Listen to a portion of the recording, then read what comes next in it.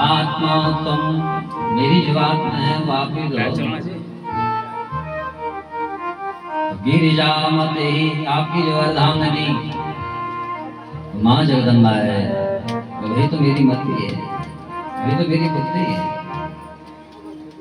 आत्मा तम गिरिजामति सहचरा प्राणा शरीरम गृहम। मेरे जो पंच प्राण है ये आपके ही तो गुण है। मेरा जो शरीर है ये आपका ही तो मंदिर है।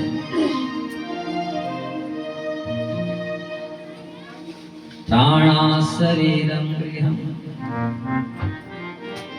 संचा पूजा ते विषयोपभोग रचना।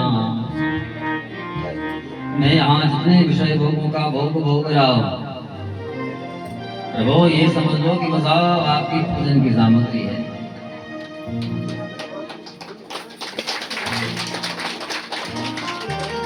निद्रा समाधि स्थिति, मैंने सुना है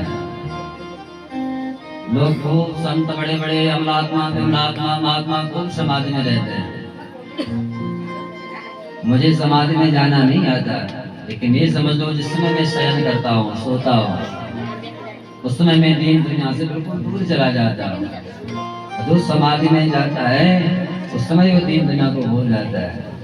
रोज जिस समय मैं निद्रा में रहूं, ये समझ लेना निद्रा समाधि स्थिति, उस समय में समाधि। संचार पदयो प्रदक्षिण विधि, लोग आके खूब परिक्रमा करते हैं। ये समझ लेना है संसार में मैं चरण चल भी रहा हूं, मेरे वो एक ही चरण, आप ये मान के चलना कि मैं आपकी प्रदक्षिणा कर रहा हूं, आपकी परिक्रमा कर रहा हूं। संचार पदयो प्रदक्षिण विधि स्तोत्राणि सर्वागिरो।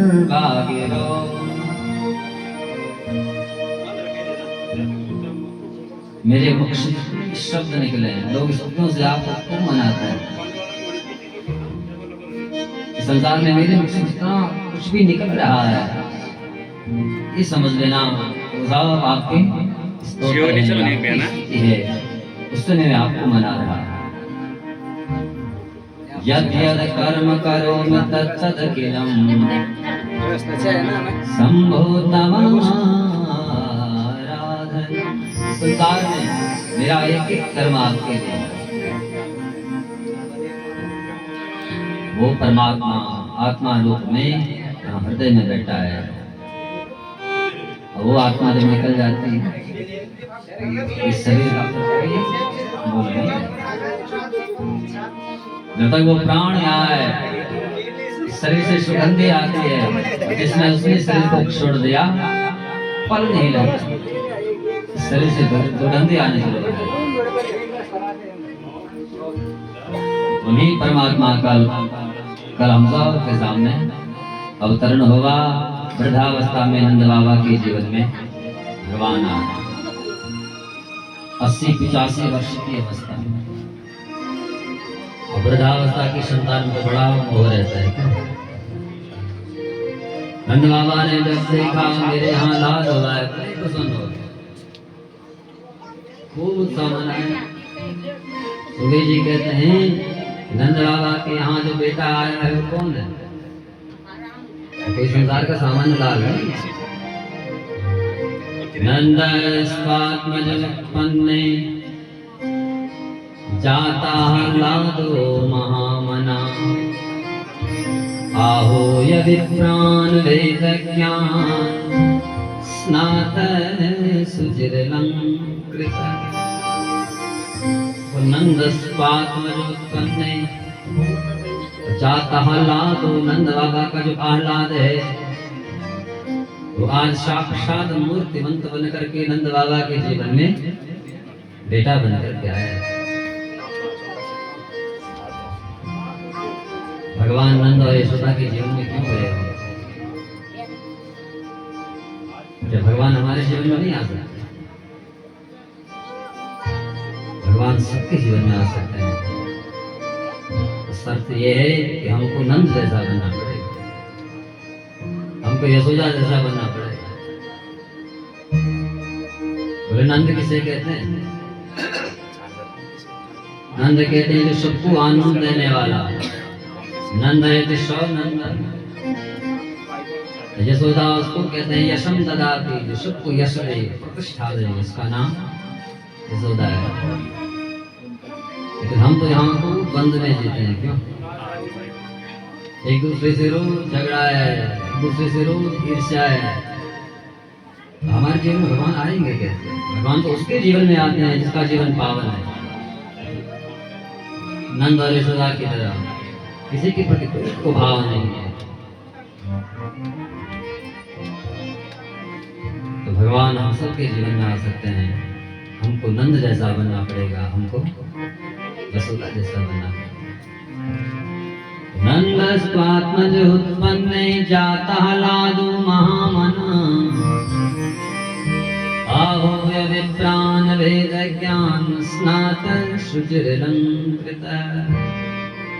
नंद बाबा ने ब्राह्मणों को बुलाया, जाति कर्मादि संस्कार किए।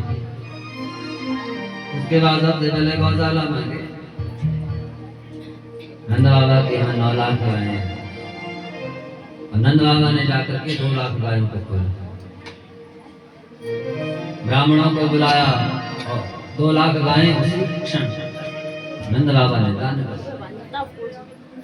उसके बाद अपने कोष को खोला, जो हाथ लगा उसको निकालते चले गए और नंद बाबा ने वहां दान दिया है। यहाँ लिखा है नंदो महामनास्तेभ्यो, नंदो महामनास्तेभ्यो वासोलंकार गोधनम, सूतमागत दंदेभ्यो ये नेभ्योपजी।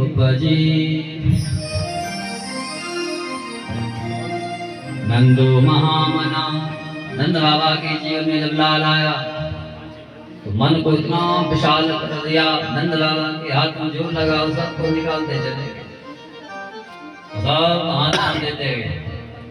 ब्रजवासियों ने खूब दान लिया। सुबह जी कहते हैं कि परीक्षित, नंद बाबा ने इतना दान दिया है, ऐसा लगा पूरे ब्रजमंडल में कोई गरीब ही नहीं रहा, सबको अमीर बना दिया। और ब्रजवासी इतने चतुर हैं, ब्रजवासी को धन नंद बाबा से तो लिए, लेकिन कोई भी ब्रजवासी उस धन को अपने घर में लेकर के नहीं गया। ब्रजवासी ने वो धन कहाँ रख दिया? जब अपने घर में लेकर के नहीं गई तो फिर वहां से लेने की क्या आवश्यकता थी? वहीं नंद बाबा के पास रहने देते, लेकिन नंद बाबा से सब ने लिया। फिर कहाँ डाल दिया? बोले ब्रजवासियों ने उस धन को ब्रज की गलियों में बिछा दिया, क्योंकि ब्रजवासियों को पता है नंद बाबा के जीवन में जो लाल आया है कोई सामान्य नहीं है, और जो ब्रजवासी वहां हैं वो भी कोई सामान्य नहीं है। संभवन्तु सुरस्त्रिया,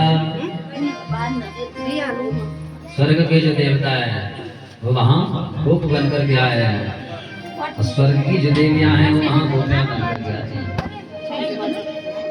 उन्होंने जब नंद बाबा के जीवन में भगवान को देखा तो समझ गए तो साक्षात परमात्मा है। ब्रजवासियों को लगा हमें इस धन से क्या लेना देना, हमें तो हमारा जो वास्तविक धन है जो नंद बाबा के अंक में है हमें तो भूल जाइए। तो भगवान के स्वागत में ब्रजवासियों ने वो सारा का सारा धन वहां ब्रज की गलियों में बिछाया है। ब्रज की गलियां ऐसा लग रही हैं जैसे स्वर्ग की जो देवी लक्ष्मी हो मानव धरती पर आए हो। रमा क्रीडम भूमृका, ऐसा लग रहा मानो भगवती लक्ष्मी यहाँ लूट लगा रही है। सुबह जी ने यहाँ पूरा 18 श्लोक में इस नंदोत्सव का वर्णन किया है। इसने प्रश्न किया कि 18 श्लोक में क्यों यहाँ नंदोत्सव का वर्णन किया? अरे 2-4 श्लोकों में कर लेते, 18 श्लोक में क्यों किया? समझना जरा, 8 और 1 मिलकर के बनता है 9। और 9 की जो संख्या है पूर्ण संख्या है, वो न कभी घटती है न कभी बढ़ती है। आप 9 का जितना गुणा करते जाएंगे योग अंत में 9 ही निकलता है। 9 एकम 9, 9 दूना 18, 9 9 तिया 27, 7 और 2 9, 9 चौक 36, 6 3 9, 9 पंजे 45, 5 4 9। आप कितना गुणा करते जाओ योग अंत में 9 ही निकलता है। बोले 9 की संख्या न कभी घटती है न कभी बढ़ती है, अपने आप में शाश्वत है। ऐसे ही परमात्मा श्री कृष्ण भी अपने आप में पूर्ण ब्रह्म है।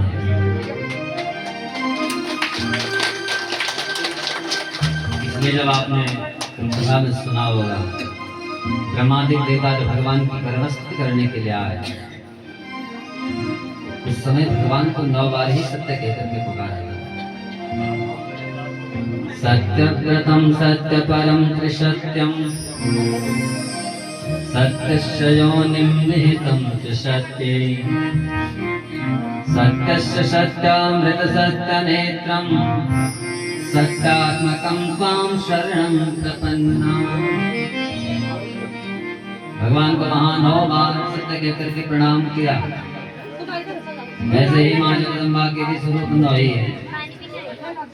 9 स्वरूपों से भगवती का पूजन किया जाता है। प्रथमं शैलपुत्री च द्वितीयं ब्रह्मचारिणी तृतीयं चन्द्रघण्टेति कूष्माण्डी च चतुर्थकं पंचमं स्कन्दमादेति षष्ठं कात्यायनीति च सप्तमं कालरात्रिति महागौरीति चाष्टमं नवमं सिद्ध्यदात्री च नवदुर्गा प्रकीर्तिता। भगवान को भी 9 बार प्रणाम किया।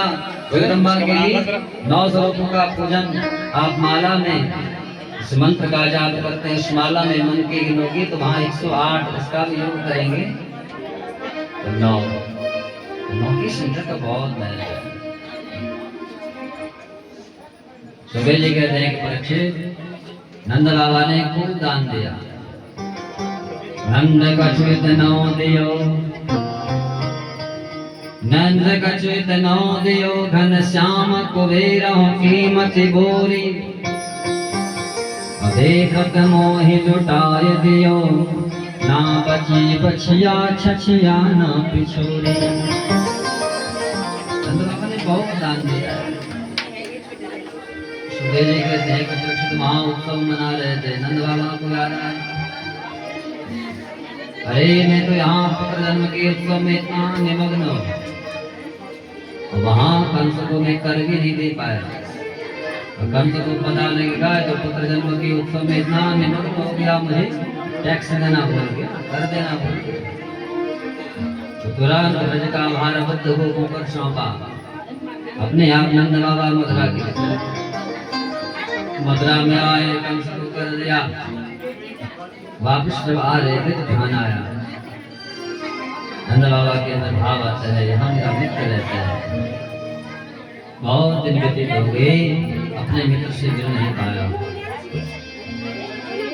नंद बाबा के मित्र कौन है? नंद बाबा के मित्र हैं वसुदेव जी महाराज। नंद बाबा को लगा बहुत समय व्यतीत हो गया, वसुदेव जी से नहीं मिला, क्यों ना आज मौका है वसुदेव जी से मिलन करते हुए। तो गए हाँ वसुदेव जी।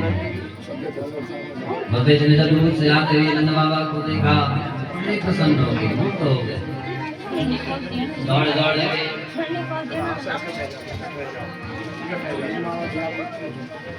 नंद बाबा को हृदय से लगाया है। बोलो भक्त वत्सल भगवान की। नंद बाबा को वसुदेव जी ने अपने हृदय से लगाया है और नंद बाबा ने उसे वसुदेव जी कहते हैं, करे मैंने तो सुना था संसार में जब प्रेमी एक बार बिछड़ जाता है उससे दोबारा मिलन बड़ा असंभव होता है।